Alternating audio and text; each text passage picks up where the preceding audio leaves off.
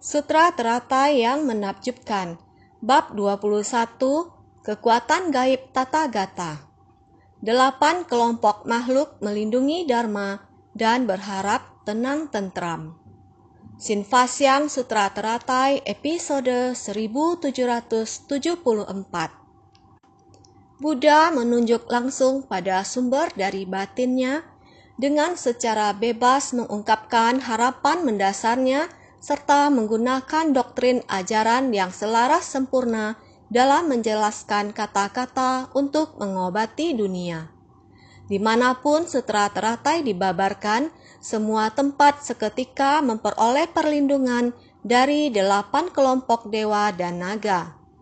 8 kelompok dewa dan naga menjaga Bodhimanda. 4 kelompok murid berkumpul bagaikan awan dalam persamuhan puncak burung nasar. Tempat di mana Dharma dibabarkan menampakkan hawa keberuntungan, mewujudkan kondisi bagi bagawan untuk memberikan pengajaran agung. Ajaran non-duniawi merangkum ajaran bodhisattva, sedangkan ajaran duniawi adalah disesuaikan dengan kapasitas. Terlebih dahulu mengajarkan 3 kendaraan dan diakhiri dengan kendaraan tunggal, menampakkan ajaran sementara dan ajaran sejati. Semuanya dengan bersungguh hati memahami. Menghayati makna penting kemunculan Sang Buddha di dunia. Sang Buddha muncul di dunia untuk suatu tujuan pokok, yaitu mengajarkan Dharma Bodhisattva. Inilah harapan mendasar Sang Buddha. Harapan mendasar Sang Buddha selalu ada di dalam batinnya. Selalu ingin beliau ungkapkan dengan cepat dan langsung. Tetapi mengajarkan Dharma jalan Bodhisattva lebih mudah diucapkan, tapi sulit dilakukan. Kita harus dengan sabar dan bertahap membimbing ke arah kebaikan. Kita perlu begitu agar mereka memahami ajaran Buddha secara menyeluruh. Barulah setelah itu, mereka akan bersedia membantu orang lain. Inilah yang dipertimbangkan Sang Buddha. Bagaimana kita dapat membuat para makhluk memahaminya? Beginilah caranya mengajar. Jadi beliau pun menunggu dan menunggu. Menunggu selama lebih dari 40 tahun. Setelah berkhotbah selama 42 tahun, Sang Buddha mengamati sebenarnya kapasitas para makhluk setelah mendengarkan Dharma sekian lama, apakah kapasitas mereka sudah dapat matang? Memang belum matang, tetapi waktu tidak bisa menunggu. Jadi saya memutuskan untuk membabarkan Dharma Bodhisattva. Lihatlah, Sang Buddha memulai pembabaran sutra teratai. Dengan waktu yang sangat panjang, dimulai dari bab pendahuluan, digambarkan bagaimana Sang Buddha duduk menyelesaikan pembabaran sutra makna tanpa batas, disertai periode yang panjang, memancarkan cahaya dan menampakkan berbagai tanda ajaib. Ini menandakan masih ada ajaran lanjutan yang harus didengarkan lebih jauh. Maka lihatlah, Sang Buddha kemudian melanjutkan dengan bermeditasi. Telah lama tidak mengungkapkan, saat ini ingin berbicara. Beliau sedang bermeditasi dengan mata terpejam. Pada saat itulah cahaya putih dari alisnya terus memancarkan tanda-tanda keberkahan dan wujud kemuliaan yang memikat seluruh pikiran umat di tempat tersebut. Tak seorang pun berani menimbulkan sebersit pikiran. Seluruh perhatian mereka tertuju pada wujud Buddha yang memesona. Penampilan beliau tampak berbeda dari biasanya. Bersinar, wajahnya memancarkan keagungan dengan tanda-tanda keberkahan yang terus bermunculan bagaikan lapisan-lapisan, seolah-olah sedang mempersiapkan pembabaran Dharma yang sangat dalam dan misterius. Para hadirin pun duduk tak bergerak dalam waktu yang lama. Enggan beranjak, mereka menyaksikan Buddha dalam meditasi. Dengan aura suci yang memenuhi tempat itu, sebuah ladang pelatihan yang sungguh agung. Setelah menunggu sekian lama, akhirnya Buddha keluar dari samadhi dan mulai bersuara. Dengan suara yang jernih, berwibawa, beliau pun mulai berbicara. Pada bagian itu, muncul tanda istimewa. Pada bab pendahuluan juga menggunakan waktu yang panjang untuk menjelaskan. Bukan saja demikianlah yang kudengar, yang dijelaskan dengan waktu yang cukup panjang untuk menjelaskan kondisi tingkatan saat itu. Juga membutuhkan sejumlah waktu. Jadi, bab pendahuluan menggunakan waktu yang sangat panjang. Tanda istimewa dari Sang Buddha, keadaan psikologis manusia, lingkungan, serta situasi di dunia manusia, semuanya dijelaskan di dalamnya. Bab metode terampil akan dimulai sekarang, atau sedang menjelaskan kondisi seperti itu, ladang pelatihan dan juga interaksi antara Dharma dan dunia. Ini disebut sebagai ekologi manusia. Seberapa bermanfaat ajaran Dharma Sang Buddha di dunia, semua makhluk di dunia harus mempergunakan Dharma Sang Buddha dengan baik. Jadi Sang Buddha mulai memasuki sutra teratai, dimulai dari bab pendahuluan hingga aspek jejak hingga bagian pokok. Buddha mengajarkan Dharma sesuai dengan kondisi dunia dan manusia. Dharma melampaui pemikiran duniawi, membawa pada pencerahan, sehingga kita harus dapat membedakan antara prinsip kebenaran Buddha dengan kondisi duniawi. Prinsip Dharma seperti itu, kondisi duniawi seperti itu, jika kita bisa membalikkan kondisi duniawi, maka ia akan menjadi prinsip Dharma. Misalnya, ada suatu masa ketika kita berbicara tentang kesadaran, dari kesadaran ke-8 mau memasuki kesadaran ke-9, itu adalah mengubah kesadaran menjadi kebijaksanaan. Ini juga selalu kita bahas secara terperinci. Oleh karena itu, sutra teratai sangat panjang. Sang Buddha telah mengajarkannya selama lebih dari 7 tahun, hampir 8 tahun. Jadi, butuh waktu yang sangat lama untuk mengajarkan sutra teratai. Tetapi satu kalimat dari prinsip kebenaran Buddha Dharma sudah bisa kita bahas selama beberapa bulan, karena satu kalimat sudah bisa membuat kita menggunakan begitu banyak hal duniawi untuk menjelaskan prinsip kebenarannya. Kita juga tidak bisa selesai menjelaskannya. Ini adalah kebenaran sejati. Jadi, kita para makhluk awam harus bersungguh hati. Sumber batin Buddha, dia awalnya melihat penderitaan di dunia. Karena itu, dia merasa menderita. Bagaimana penderitaan ini terjadi?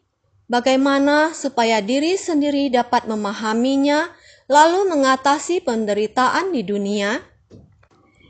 Ini perlu ditelusuri lebih jauh. Untuk menelusuri prinsip kebenaran, makanya dia pergi membina diri. Pembinaan diri memerlukan jangka waktu tertentu. Beberapa tahun kemudian, dia melihat segala fenomena di dunia dan melihat semua wujud makhluk. Memahami kebenaran dari semua makhluk di dunia. Prinsip kebenaran yang sangat menyeluruh. Hubungan antara sesama manusia, dia akhirnya menyatukan caranya dan mulai merenung dengan hening. Setelah kurun waktu tertentu, dia telah sepenuhnya memahami tentang langit, bumi, manusia, masalah, dan benda. Semua digabungkan dan dianalisis hingga akhir. Semua adalah kosong, menakjubkan, dan tiada wujud.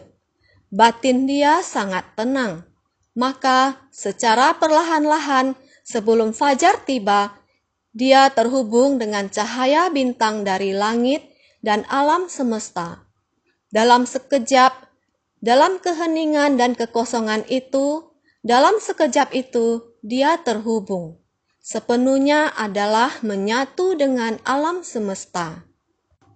Oleh karena itu, pencerahan Buddha, saya senantiasa mengatakan bahwa beliau menyatu dengan alam semesta, sepenuhnya menyatu dengan alam semesta sehingga tidak ada hal yang tidak diketahuinya.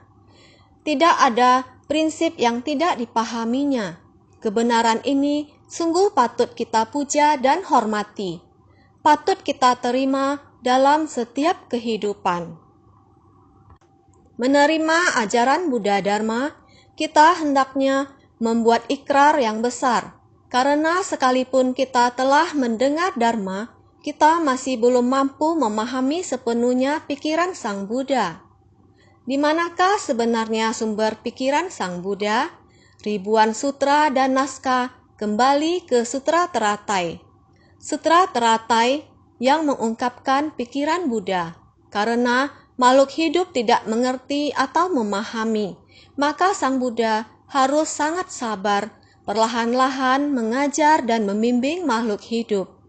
Meskipun beliau telah meninggalkan dunia manusia, dari sudut pandang beliau di alam semesta, mengamati bumi ini dan semua makhluk hidup. Oleh karena itu, Buddha menggunakan mata penuh kasih sayang, mata kewelas asihan dan belas kasihan, memandang semua makhluk hidup di bumi ini. Oleh karena itu, Tathagata yang sudah terbebas dari dunia dengan penuh welas asih datang kembali, membungkuk untuk menenangkan bumi ini, menyayangi bumi ini, tidak sanggup meninggalkannya, meskipun beliau telah menyatu dengan alam semesta. Namun beliau masih memiliki perasaan welas asih khusus kepada bumi. Kembali datang untuk menenangkan. Oleh karena itu, kita setiap orang harus sering-sering terpikirkan, Sang Buddha selamanya selalu mengulurkan tangannya saat waktu mengelus kita, saat kita merasakan penderitaan, saat kita memiliki kekhawatiran, saat kita mau mengejar prinsip kebenaran. Harus bagaimana memahami dalam batin sendiri ada satu perasaan yang sangat hangat. Perasaan saat dihibur begitu adalah kondisi dunia batin diri sendiri. Merasakan maha kesadaran Sang Buddha, demikian mengelus kita. Oleh karena itu, kita senantiasa punya perasaan demikian. Buddha menunjukkan langsung pada sumber batinnya. Harus dimulai dari lubuk dalam hatinya. Begitu penuh mau mengatakan apa yang mau dikatakan dari dalam sisi hatinya. Menunggu, menunggu, menunggu sampai saat ini tidak bisa tidak dikatakan. Oleh karena saat itu ingin dengan sangat bebas mengungkapkan harapan mendasarnya. Batin beliau, sumber inti batin beliau dengan Dharma ini, apa yang beliau sadari dari prinsip kebenaran, sudah demikian terangkul dalam batinnya. Terus ingin dengan hal-hal ini agar para makhluk setiap orang setara, semuanya sama menerima sumber inti batin Sang Buddha. Ini adalah harapan mendasar beliau. Pada saat ini, dalam Sutra Teratai, beliau telah membahas aspek jejak, bagian pokok dalam bab kekuatan gaib Tathagata. Beliau telah sudah berpesan kepada kita, dan sekarang beliau ingin mengingatkan kita bahwa persamuan Dharma dari Sutra Teratai adalah sesuatu yang harus kita junjung tinggi. Dengan demikian, aspek jejak dan bagian pokok keduanya sudah lengkap. Pintu-pintu yang telah beliau buka untuk mempelajari prinsip-prinsip yang sempurna ini sekarang sudah lengkap.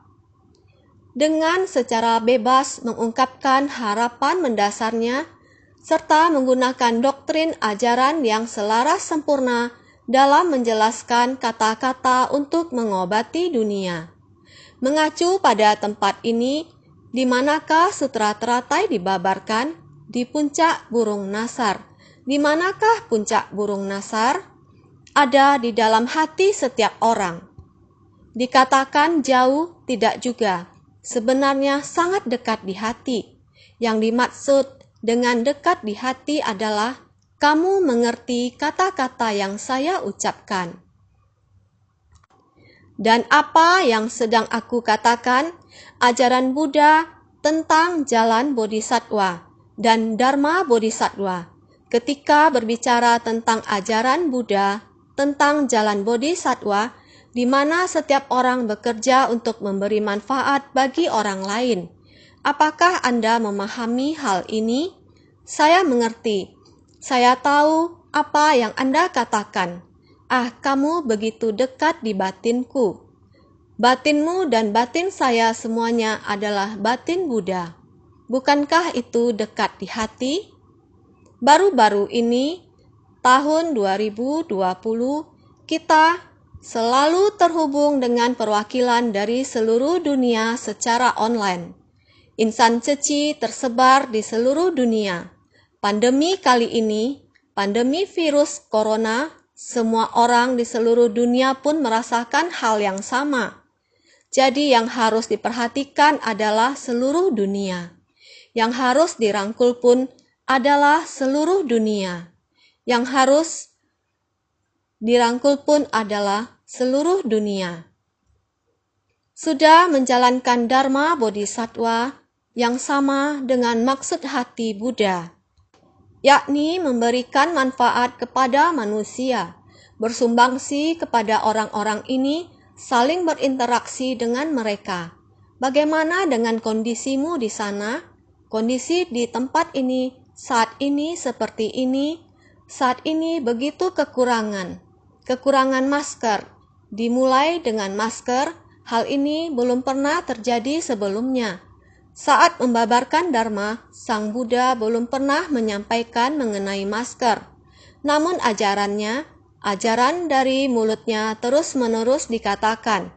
Tindakan dari tubuh ada 3, dari mulut ada 4, dari pikiran ada 3. Tubuh dapat menciptakan 3 jenis tindakan.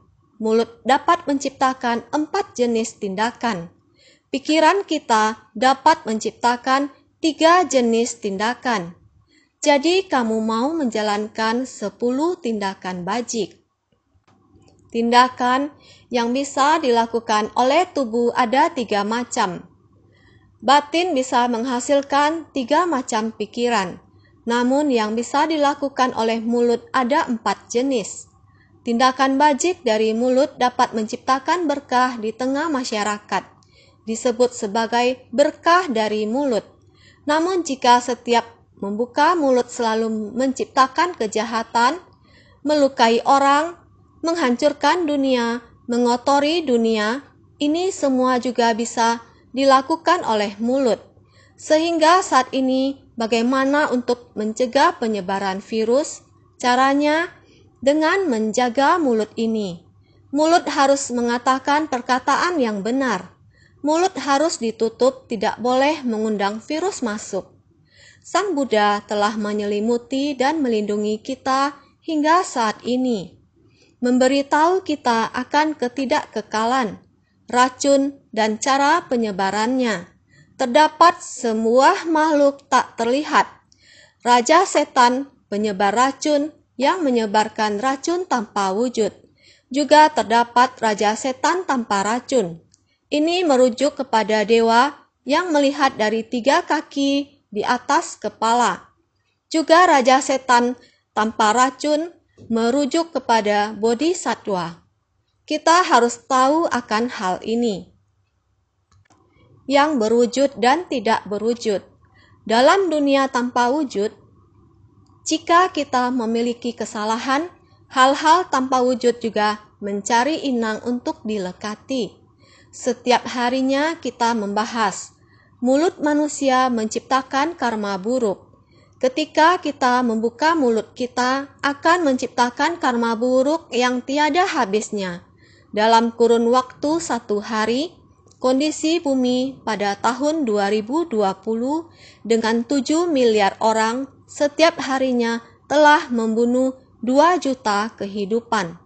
Dengan 7 miliar orang yang memiliki rentang usia 70, 80, 90 tahun. Dari lahir hingga usia 80 tahun, menghabiskan waktu 80 tahun.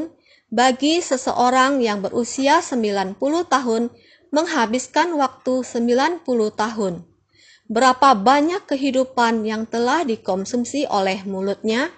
Dengan populasi lebih dari 70 miliar orang, setiap hari menelan lebih dari 200 juta kehidupan. Coba Anda pikirkan, setiap harinya hewan harus menyediakan 200 juta kehidupan untuk dihabisi. Manusia memiliki rentan usia 70, 80 hingga 90 tahun. Rata-rata usia kehidupan adalah 70 tahun lebih. Singkat kata, setiap harinya harus menyediakan karma buruk akibat pembunuhan oleh 7 miliar orang. Ketika manusia ingin memakan mereka, pada saat membuka mulut telah terdapat ratusan juta hewan di dalamnya, meratap dan menangis ketika dibunuh. Hewan-hewan yang terbunuh tersebut terjerat dendam dan kebencian, yang seketika diakumulasi menjadi karma kolektif para makhluk. Sehingga kita, Sang Buddha memberikan pengajaran kepada kita. Ajaran Buddha diajarkan melalui mulut beliau. Para makhluk bisa menerima pengajaran, mendengarkan dan mendengarkan. Juga harus meresapi ajaran Buddha dan ingin mengajarkan ajaran Buddha, maka harus memurnikan karma ucapan. Jangan di satu sisi menelan makanan makhluk bernyawa dan di satu sisi lagi mengajarkan ajaran agama Buddha. Di keseharian ingin memohon agar saya selamat dan Anda ingin memohon keselamatan, maka Anda harus menciptakan berkah. Karena Anda ingin menciptakan perbuatan baik atau berkah dan juga masih menciptakan karma melalui mulut.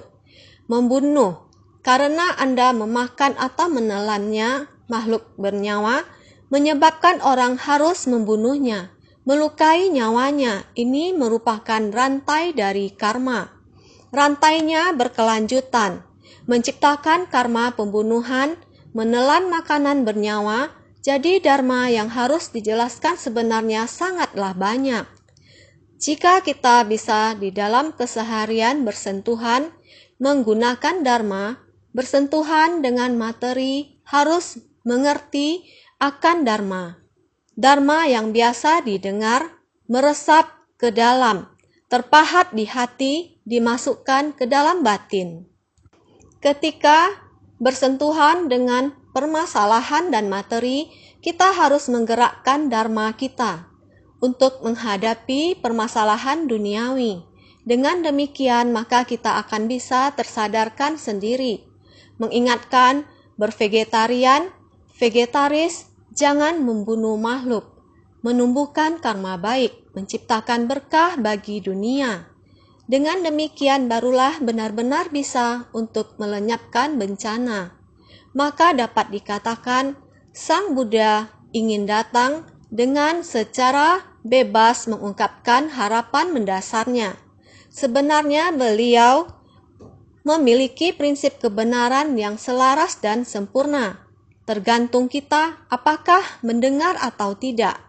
Ini barulah disebut selaras sempurna. Hanya sekedar mendengar tidak dapat menggunakannya, ini artinya tidak selaras sempurna. Sang Buddha demikian sangat memahami selaras sempurna dengan menggunakan waktu yang demikian banyak untuk menjelaskan. Naskah yang disebutkan sebelumnya berturut-turut entah beberapa hari karena yang saat ini kita hadapi adalah virus COVID atau corona sudah hampir seluruh dunia. Maka kita harus sering mengatakan semua orang harus terus mendengarkannya. Setiap hari, setiap kata masuk ke dalam batin. Setiap hari memberi peringatan kepada batin kita. Harus benar-benar bersentuhan dengan Dharma. Kita harus secepatnya menggunakan di dalam segala masalah dan benda. Maka harus digunakan secara selaras sempurna. Dengan demikian, baru tidak menyia-nyiakan kedatangan Sang Buddha ke dunia. Menjelaskan kata-kata untuk mengobati dunia. Datang ke dunia dengan segala macam metode untuk membimbing kita, yaitu untuk mengobati penyakit di dunia. Dunia memiliki penyakit, batin para makhluk memiliki penyakit. Sang Buddha datang ke dunia adalah untuk mengobati dunia, gunung, sungai dan bumi, alam semesta, beserta manusia dan masalah.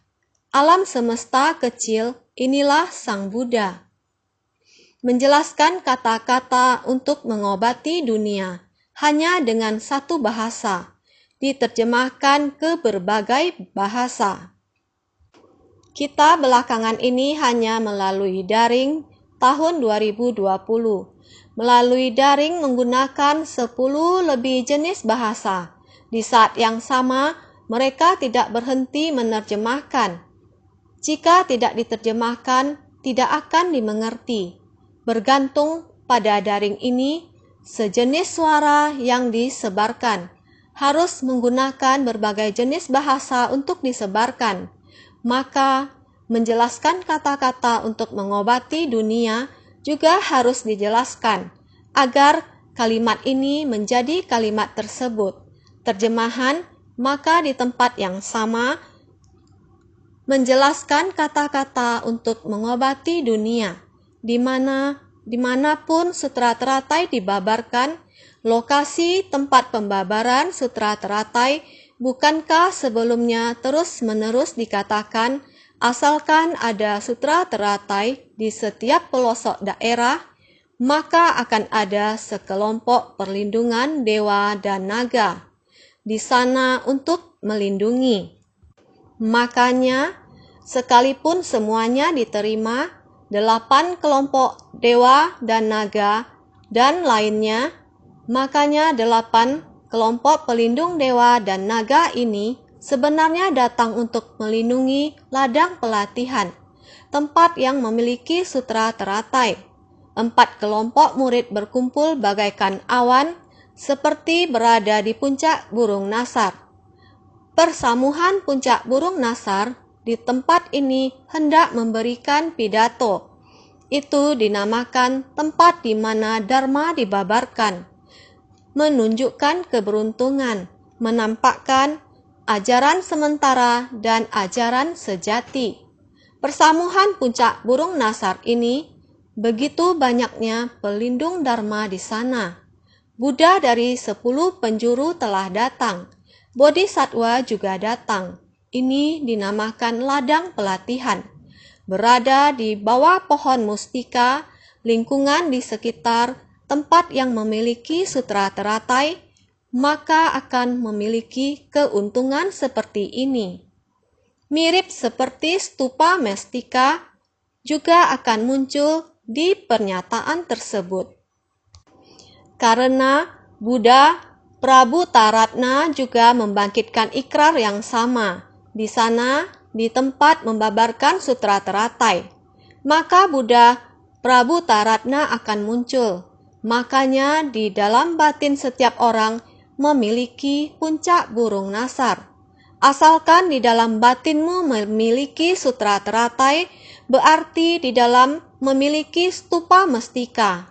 Ini adalah cara pelatihan untuk ajaran.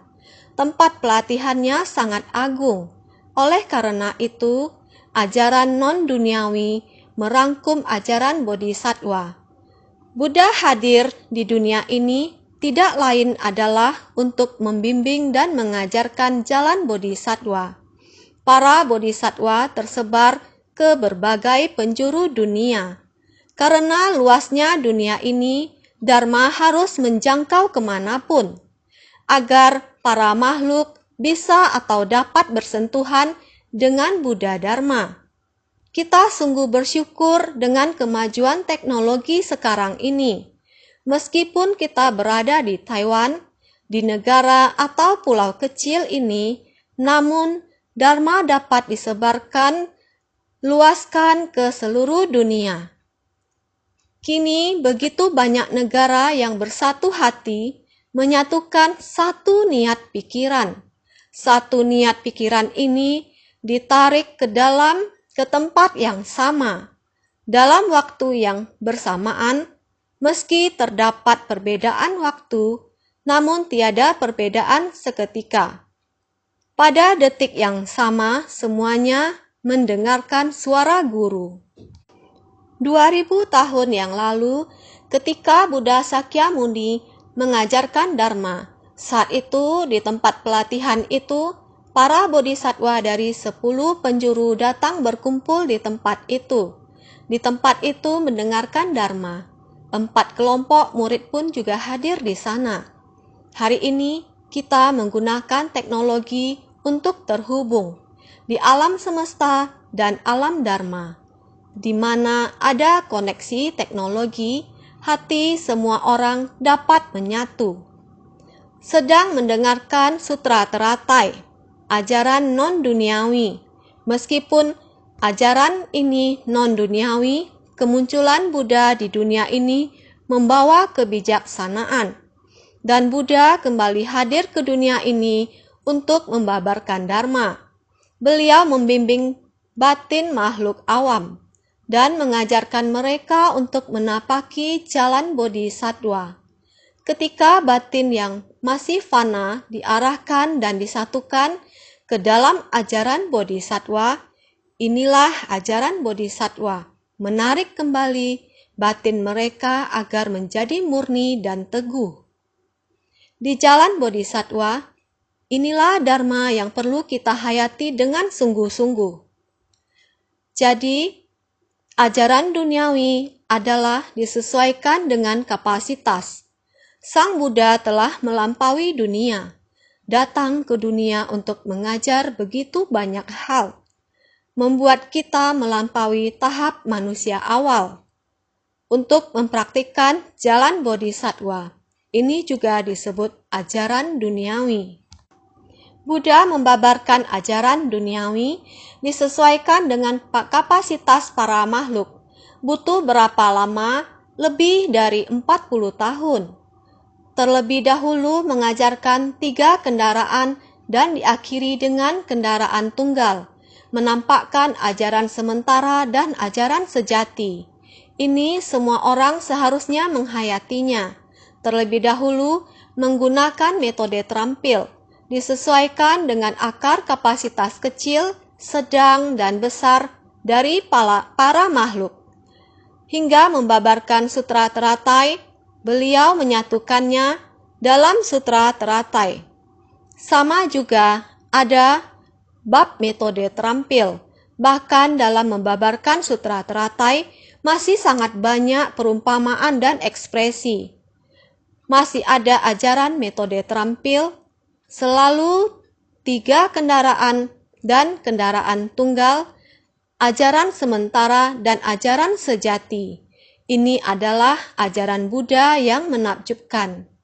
Hingga pada saat ini, sebagian besar mengajar dan membimbing kita untuk mendedikasi diri dan mempraktikkan jalan Bodhisattva. Ini adalah sangat penting. Saat ini, kita harus mempraktikkan jalan Bodhisattva. Lihatlah pandemi ini, jika kita mempraktikkan jalan Bodhisattva, lalu dengan siapa kita akan terhubung online? Insan ceci, mengapa kita harus terhubung dengan mereka secara online? karena tempat tersebut juga ada virus. Apakah relawan Ceci aman? Apakah ada relawan Ceci memberi perhatian di tempat itu? Pandemi ini tidak hanya tentang penyakit, juga mempengaruhi ekonomi, industri, dan perdagangan, semuanya berhenti. Orang yang menderita membutuhkan bantuan.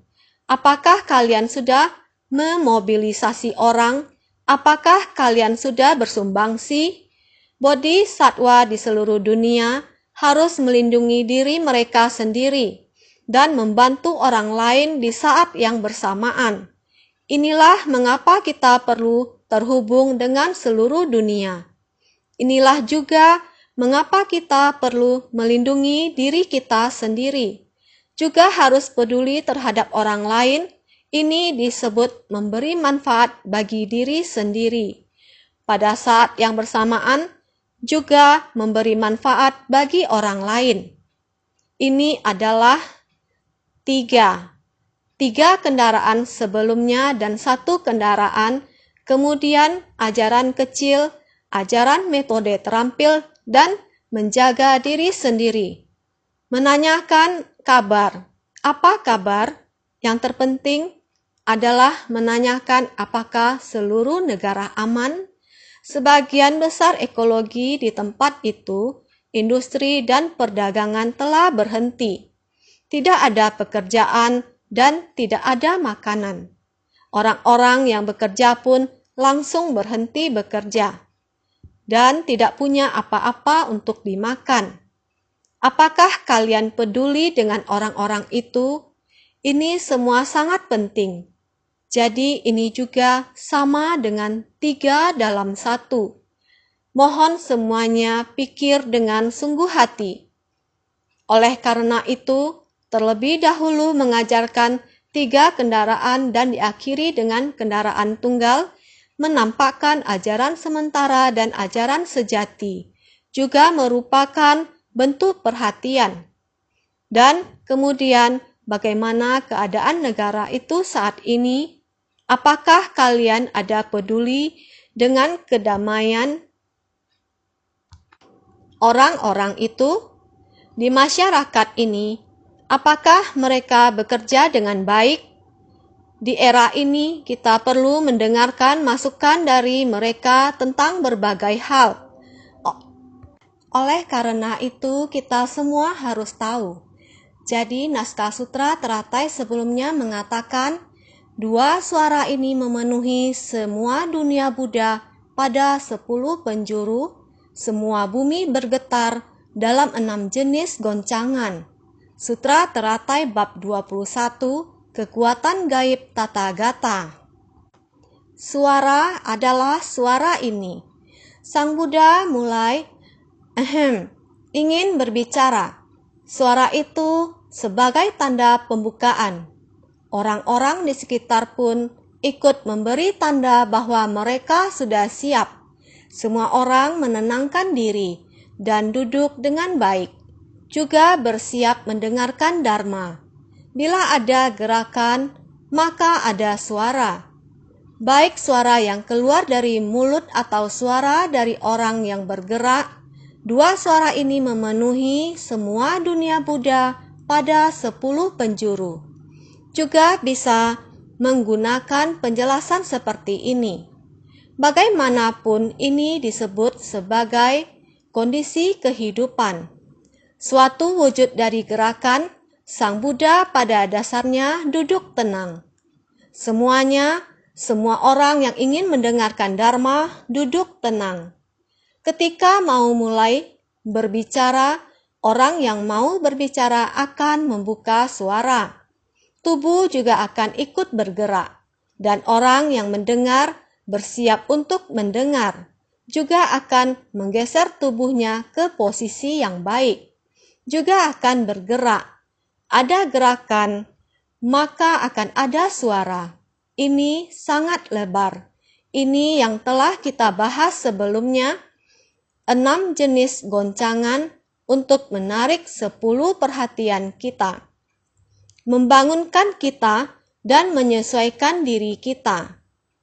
juga mau mulai mendengarkan dharma, lubuk batin kita, berikutnya para makhluk di dalamnya, dewa, naga, yaksa, Gandharva, Asura, Garuda, Kimnara, Mahoraga, manusia dan bukan manusia, serta lainnya. Sutra Teratai Bab 21, Kekuatan Gaib Tata Gata.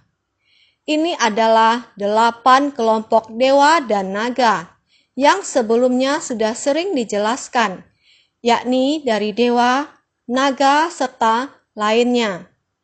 Bersatu menjadi 8 kelompok. Ini semua seharusnya kita semua sering membacanya dan sudah mengerti. Jadi ini adalah tempat untuk membabarkan dharma, melindungi ajaran Buddha agar dapat bertahan selamanya.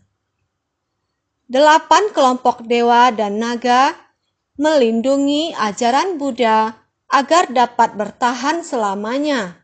Setiap makhluk ini mengamalkan ajaran dari Bhagawan. Semua berkumpul untuk mendengar ajaran di sini, sebagian di atas bumi dan sebagian di atas angkasa. Mereka senantiasa membangkitkan kewelas-asihan bagi alam manusia, siang malam berdiri, berdiam dalam dharma. Mereka berharap semua dunia berada dalam kondisi tenang, tentram selamanya, memberi manfaat pada semua makhluk dengan berkah dan kebijaksanaan tak terbatas. Lebih-lebih lagi, berdoa agar segala rintangan dosa bisa terhapus, dijauhkan dari segala penderitaan, dan kembali damai dan bahagia. Dimanapun dharma diajarkan, ada 8 kelompok dewa dan naga yang datang, yang akan membantu melindungi ajaran Buddha agar dapat bertahan selamanya di dunia. Setiap makhluk ini mengamalkan ajaran dari Bhagawan. Selama ajaran Buddha masih ada, semua orang akan menghormati dan mengikuti ajarannya. Maka semua berkumpul untuk mendengar ajaran di sini. Semua yang ingin mendengarkan Dhamma akan datang berkumpul di tempat tersebut. Sebagian di atas bumi dan sebagian di angkasa.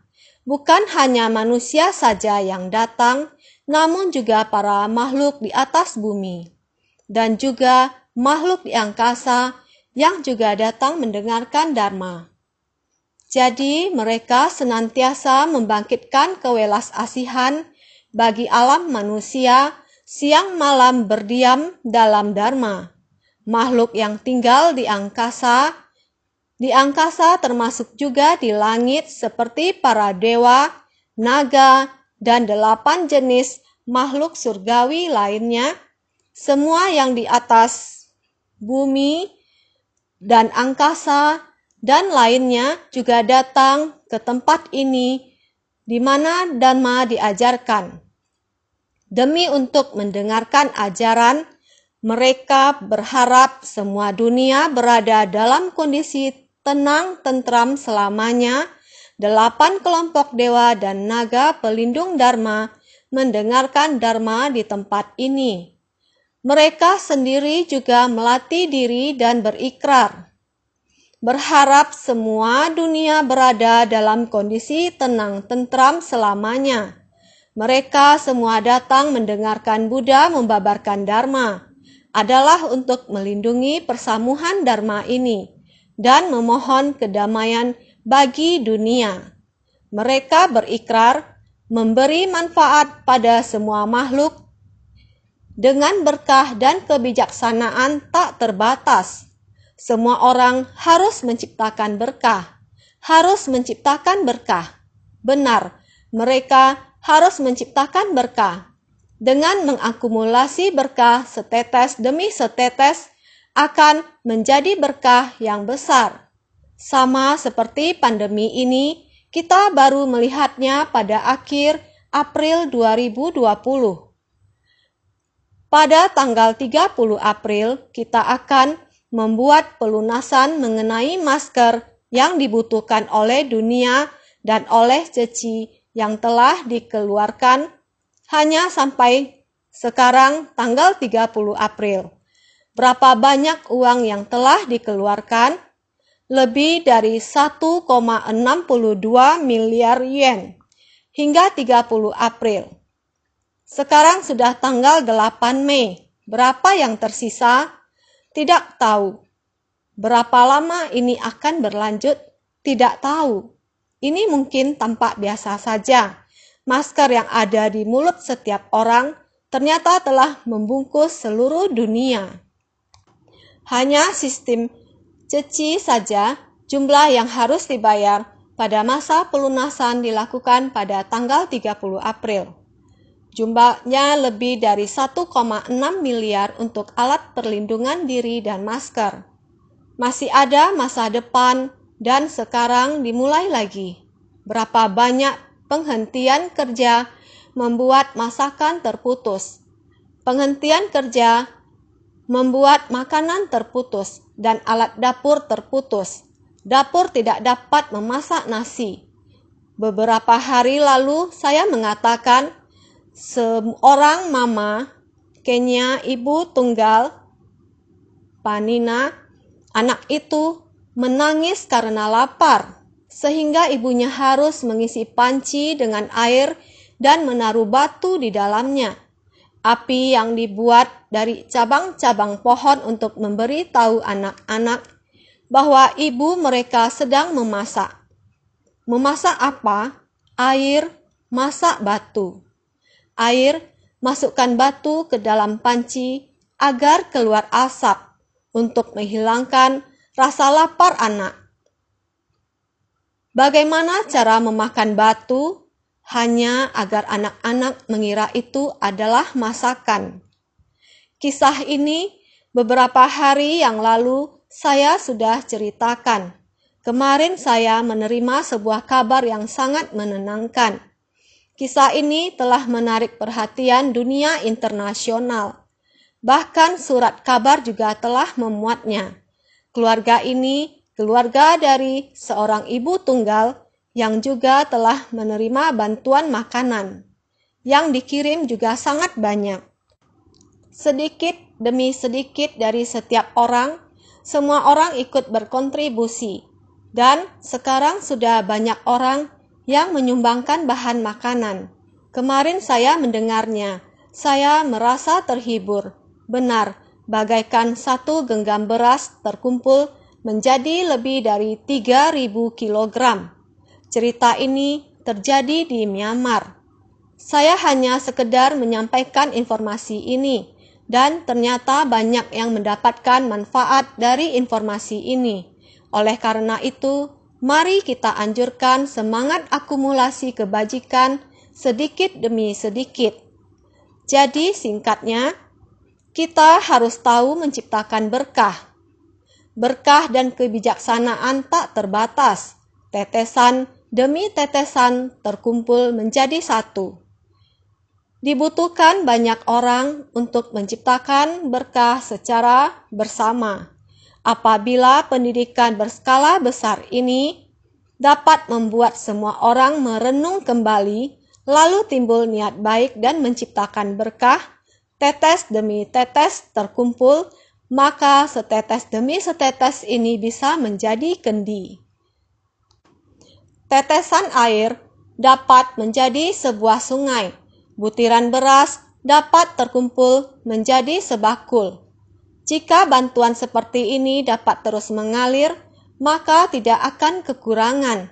Bahkan dapat membuat gelombang pandemi ini segera menghilang.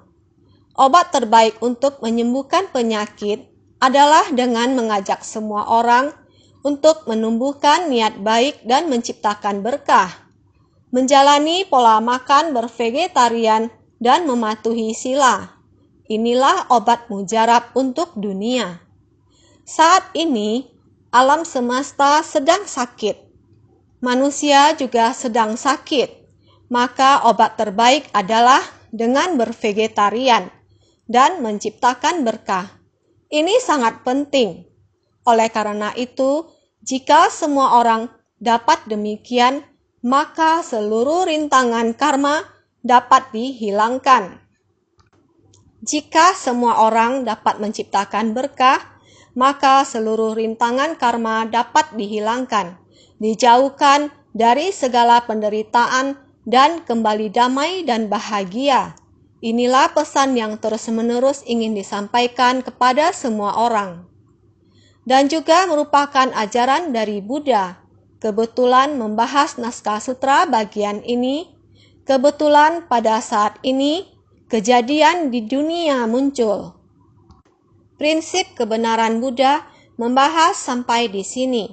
Kita harus segera memanfaatkan sehingga setiap orang harus berharap semua dunia berada dalam kondisi tenang, tentram selamanya.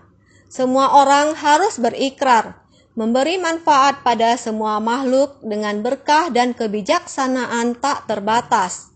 Berharap semua dunia berada dalam kondisi tenang, tentram selamanya, memberi manfaat pada semua makhluk dengan berkah dan kebijaksanaan tak terbatas. Lebih-lebih lagi berdoa agar segala rintangan dosa bisa terhapus, dijauhkan dari segala penderitaan dan kembali damai dan bahagia. Sekarang mengatakan ini harus disimpan dalam batin kita. Jika bisa demikian, lebih-lebih lagi berdoa agar segala rintangan dosa bisa terhapus, dijauhkan dari segala penderitaan dan kembali damai dan bahagia. Ini juga kata-kata yang ingin Master sampaikan saat ini, sehingga saya terus susah mengungkapkan. Tidak bisa disampaikan. Sebenarnya yang ingin disampaikan ke kalian adalah kata-kata ini, sehingga berharap semua orang dalam ladang pelatihan ini, yaitu menerima jalinan jodoh harapan Buddha, datang ke dunia untuk memberikan pengajaran besar. Mempraktekkan jalan bodhisattva, ini yang paling penting, sehingga semua orang akan ingat dalam batin mengatasi masalah dan mempraktikkan jalan kebenaran. Tidak terlepas dari kata-kata ini, berharap semua orang senantiasa lebih bersungguh hati.